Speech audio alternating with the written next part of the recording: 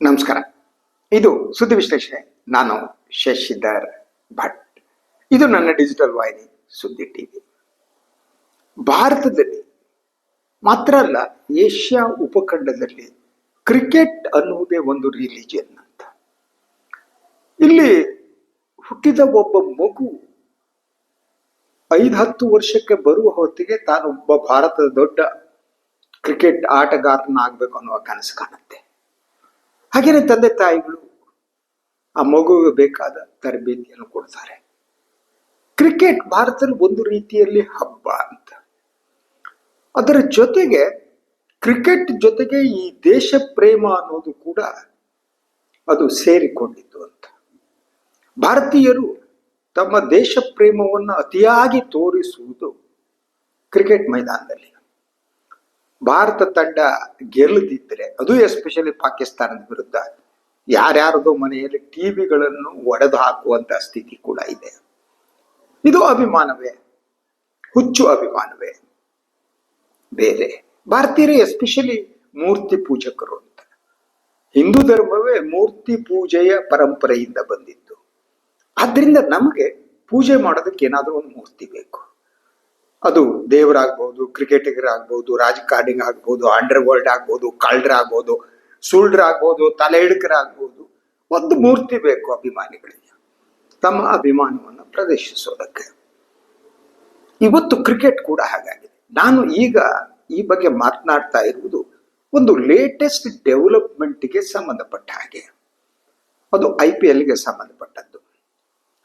IPL ತಂಡಗಳ ಆಯ್ಕೆ ಹರಾಜು ನಡೀತು, ನಿಮ್ಗೆ ಗೊತ್ತಿದೆ.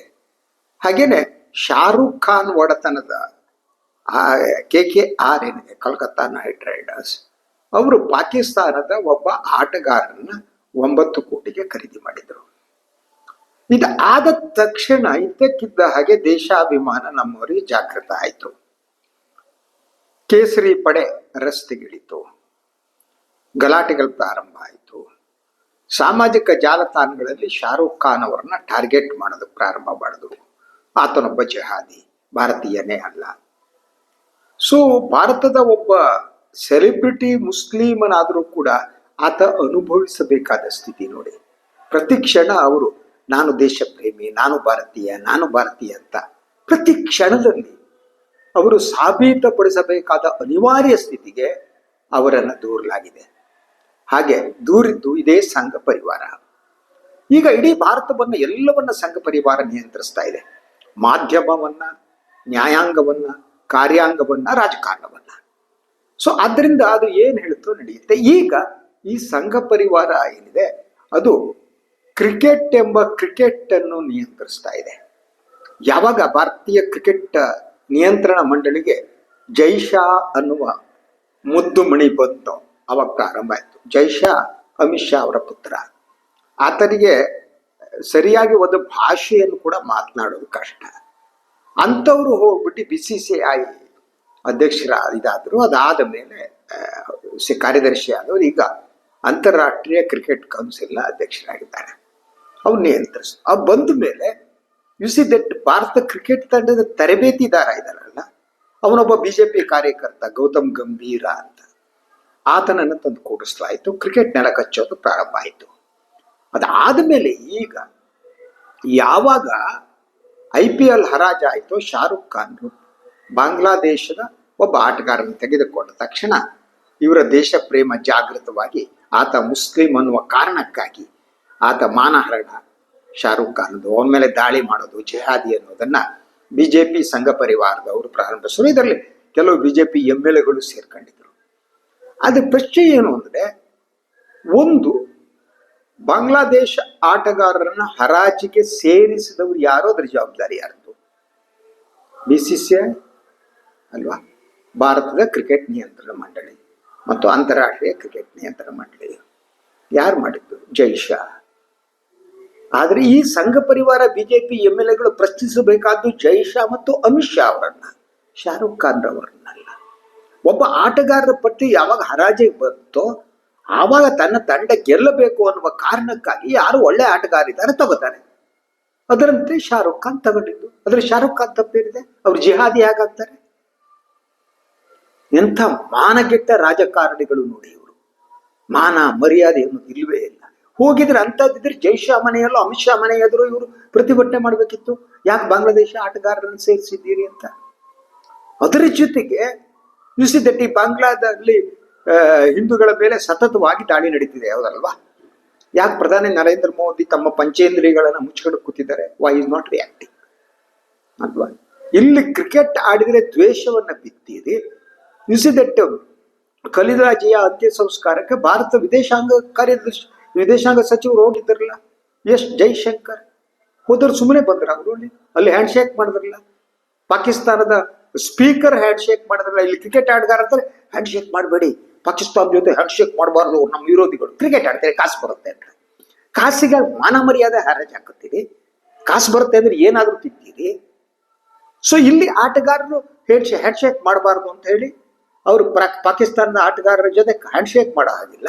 ಆದ್ರೆ ಭಾರತದ ವಿದೇಶಾಂಗ ಸಚಿವರು ಇನ್ನೊಂದು ದೇಶದ ನೆಲದಲ್ಲಿ ಹೋಗ್ಬಿಟ್ಟು ಅಲ್ಲಿ ಸ್ಪೀಕರಿಗೆ ಹ್ಯಾಂಡ್ ಶೇಕ್ ಮಾಡ್ತಾರೆ.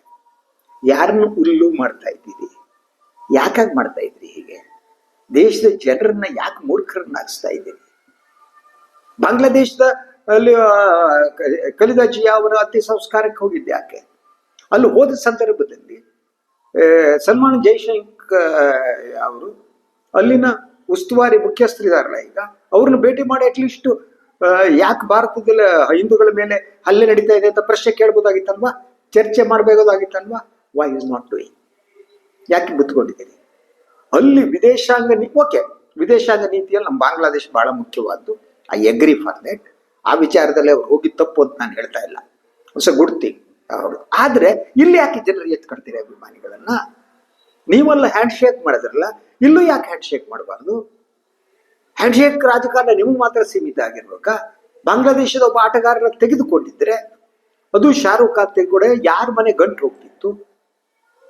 ದೇಶಾಭಿಮಾನ, ರಾಷ್ಟ್ರ ಅಭಿಮಾನ ಎಲ್ಲ ಹೊರಟೋಗ್ಬಿಡ್ತಾ ಇತ್ತ? What type of non sense it is? ಎಂತ ಅಯೋಗ್ಯರು ತುಂಬಿದ್ದಾರೆ ಈ ದೇಶದಲ್ಲಿ. ಅಲ್ಲಿ ಎತ್ತು ಕಟ್ತೀರಿ. ದೇಶದ ಒಳಗಡೆ ಭಾವನಾತ್ಮಕವಾಗಿ ಮುಸ್ಲಿಂ ವಿರೋಧವನ್ನ ಹೆಚ್ಚುವಂತೆ ಮಾಡೋದು, ಆ ಬೆಂಕಿಗೆ ತುಪ್ಪವನ್ನ ಸುರಿಯೋದು, ನಂತರ ನೀವು ಹೋಗಿ ಅನಿವಾರ್ಯತೆ ಗೊತ್ತಿರೋದ್ರಿಂದ ಅಲ್ಲಿ ಹೋಗಿ ಶೇಕ್ ಹ್ಯಾಂಡ್ ಮಾಡೋದು. ಇದರಿಂದ ಬೇರೆ ದೇಶಗಳಲ್ಲಿರುವ ಸ್ಥಿತಿ ಏನಾಗುತ್ತೆ ಗೊತ್ತಾ? ಎಲ್ಲೆಲ್ಲಿ ಭಾರತೀಯರಿದ್ದಾರೆ ಗೊತ್ತಾ? ಗಲ್ಫ್ ಕಂಟ್ರಿ ಒಂದು ದೇಶದಲ್ಲಿ 10 ಲಕ್ಷಕ್ಕಿಂತ ದುಬೈದಲ್ಲಿ, ಸೌದಿ ಅರೇಬಿಯಾದಲ್ಲಿದ್ದಾರೆ, ಕತಾರ್ನಲ್ಲಿದ್ದಾರೆ. ಅಲ್ಲಿಯ ಜನರು ಅವ್ರೇನಾದ್ರೂ ತಿರುಗಿ ಇದಾದ್ರೆ ಏನ್ ಕತೆ? ದೇಶದ ಕತೆ ಏನು? ಅನ್ನಕ್ಕಾಗಿ ಹೋದವರು. ಸೊ ಇತ್ತೀಚಿನ ಲೇಟೆಸ್ಟ್ ಇದರ ಪ್ರಕಾರ ಎಷ್ಟೋ ದೇಶಗಳ ಸಂಖ್ಯೆ ಬರ್ತಿದ್ದೀನಿ, ಸುಮಾರು ಭಾರತೀಯರನ್ನ ವಾಪಸ್ ಕಳಿಸ್ತಾ ಇದ್ದಾರೆ. ಸಾವಿರಾರು ಜನ ವಾಪಸ್ ಬರ್ತಿದ್ದಾರೆ. ಅಲ್ಲಿ ಹೋಗಿ ಬದುಕು ಕಟ್ಕೊಂಡಿದ್ರು.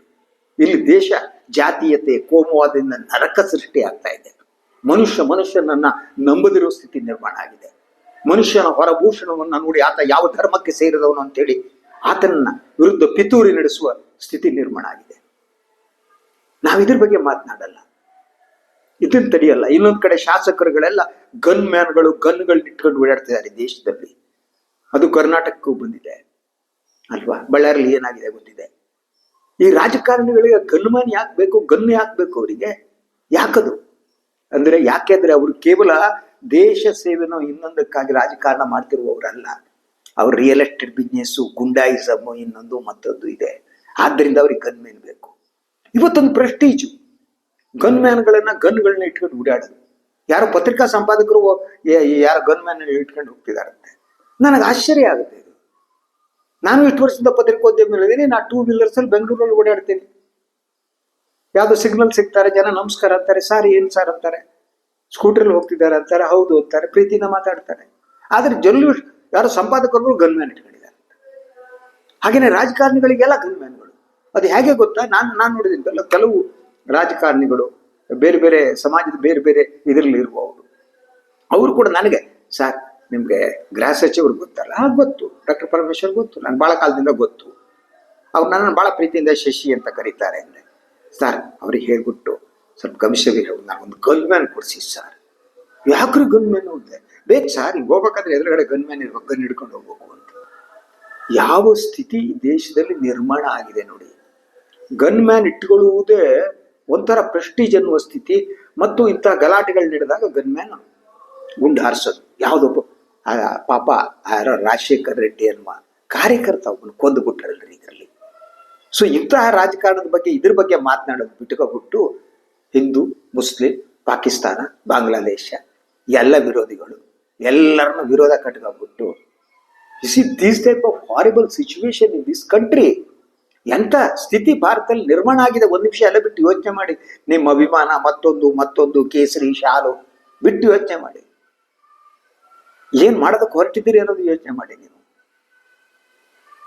ಈ ದೇಶ ಇವತ್ತು ಎಲ್ಲಿ ಎತ್ಕೊಂಡು ಹೋಗ್ತಾ ಇದ್ದೀರಿ? ಹೇಗಿದ್ದ ದೇಶ ಯಾವ ಸ್ಥಿತಿಗೆ ಬಂತು?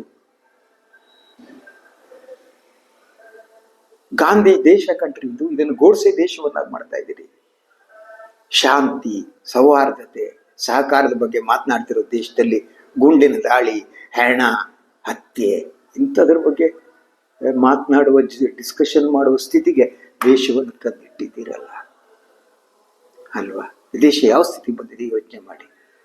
ಕ್ರಿಕೆಟ್ ಕೂಡ ಈಗ ಕೇಸರೀಕರಣ ಆದದ್ದು ಒಂದಾದ್ರೆ ಇನ್ನೊಂದು ನಿಲ್ಲಿಸ್ಬಿಡಿ. ಯಾವ ಆಟವನ್ನು ಮುಸ್ಲಿಮರ ಜೊತೆ ಆಡಬೇಡಿ. ನೀವು ಯೋಗ್ಯತೆ ಇಲ್ಲ ನಿಮಗೆ. ಮುಸ್ಲಿಂ ಕಂಟ್ರಿ ಜೊತೆ ಆಟ ಆಡ್ಬೇಡಿ. ಯಾವ್ದ್ರ ಜೊತೆ ಆಟ ಆಡ್ಬೇಡಿ. ಇಲ್ಲಿ ಗಿಲ್ಲಿ ದಾಂಡು ಇನ್ನೊಂದು ಇದೆಯಲ್ಲ, ಅದನ್ನ ಆಡ್ತಾ ಕೂತ್ಕೊಳ್ಳಿ. ಎಲ್ಲೋ ಮಠದ ಹೊರಗಡೆ, ದೇವಸ್ಥಾನದ ಹೊರಗಡೆ ಆಟ ಆಡಿ. ಅಲ್ಲೇ ಯಾಕೆ ವಿದೇಶಗಳ ಜೊತೆ ಆಟ ಆಡ್ತೀರಿ ಅಲ್ವಾ? ಯೋಚನೆ ಮಾಡಿ.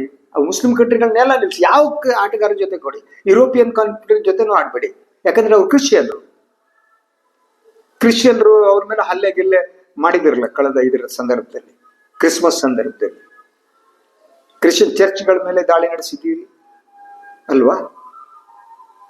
ಪಾದ್ರಿಗಳ ಹತ್ರ ಹೆದರಿಸಿದ್ದೀರಿ ಹೋಗಿ. ಕ್ರಿಶ್ಚಿಯನ್ರ ಜೊತೆ ಯಾಕೆ ಕ್ರಿಕೆಟ್ ಆಡ್ತೀರಿ? ಬರೀ ಹಿಂದೂಗಳು ಮಾತ್ರ ಕ್ರಿಕೆಟ್ ಆಡ್ಲಿ ಸಾಕು. ಇಂಡಿಯಾದಲ್ಲಿ ನಿಮ್ಮ ಟೀಮ್ ಕಟ್ಕೊಂಡು ಆಡಿ. ಒಂದು ಬಜರಂಗ್ ದಳ ಟೀಮು, ಇನ್ನೊಂದು ಶ್ರೀರಾಮ್ ಸೇನೆ ಟೀಮು, ಇನ್ನೊಂದು RSS ಟೀಮು, ಇನ್ನೊಂದು ವಿಶ್ವ ಹಿಂದೂ ಪರಿಷತ್ ಟೀಮು, ಹಾಗೆ ಒಂದು ಮೋದಿ ಟೀಮು, ಇನ್ನೊಂದು ಅಮಿತ್ ಶಾ ಟೀಮು. ಇಲ್ಲಿ ಟೀಮ್ಗಳನ್ನ ಮಾಡ್ಕೊಂಡು ಆಡಿ. ಯಾಕೆ ವಿದೇಶದ ಆಡ್ಬೇಡಿ? ಆ ಯೋಗ್ಯತೆ ಇಲ್ಲ. ಆ ಯೋಗ್ಯತೆ ಕಳ್ಕೊಬಿಟ್ಟಿದ್ದೀರಿ. ಯಾವ ದೇಶದೊಡೆ ಕೂಡ ಕ್ರಿಕೆಟ್ ಆಡುವ ಯೋಗ್ಯತೆ ಇಲ್ಲ ನಮ್ಮ ದೇಶದವರಿಗೆ. Will have to play here only. ಹಿಂದೂಗಳ ಜೊತೆ ಮಾತ್ರ ಆಟ ಆಡಿ. ಯಾವ ಸ್ಥಿತಿ ಬಂದ್ರಿ ದೇಶ? ದುಃಖ ಆಗುತ್ತೆ, ನೋವಾಗುತ್ತೆ. ಈ ದೇಶವನ್ನು ಈ ಸ್ಥಿತಿಗೆ ತಂದು ನಿಲ್ಲಿಸ್ಬಿಟ್ರಲ್ಲ ಇವರು ಅಂತೇಳಿ ಯಾವುದೋ ಒಂದು ಆಟಗಾರ ತಗೋಬಿಟ್ರೆ ಯಾವ್ದಾವ್ದು ರೀತಿ ಹೇಳಿಕೆಗಳನ್ನು ಕೂಡ. ಇದು ಇವತ್ತಿನ ಸುದ್ದಿ ವಿಶ್ಲೇಷಣೆ. ಇನ್ನೊಂದು ವಿಚಾರದಾಗ ಮತ್ತೆ ಬರ್ತೀನಿ. ನಾನು ಲೈಕ್ ಮಾಡಿ, ಸಬ್ಸ್ಕ್ರೈಬ್ ಮಾಡಿ, ಬೆಲ್ ಐಕಾನ್ ಪ್ರೆಸ್ ಮಾಡೋಕೆ ಬರಬೇಡಿ. ಹಾಗೆ ಸಾಧ್ಯ ಆದರೆ ಸಹಾಯ ಮಾಡಿ. ಸ್ವತಂತ್ರ ಪತ್ರಿಕೋದ್ಯಮವನ್ನು ಉಳಿಸಿ, ನನ್ನನ್ನು ಆಶೀರ್ವದಿಸಿ. ನಮಸ್ಕಾರ.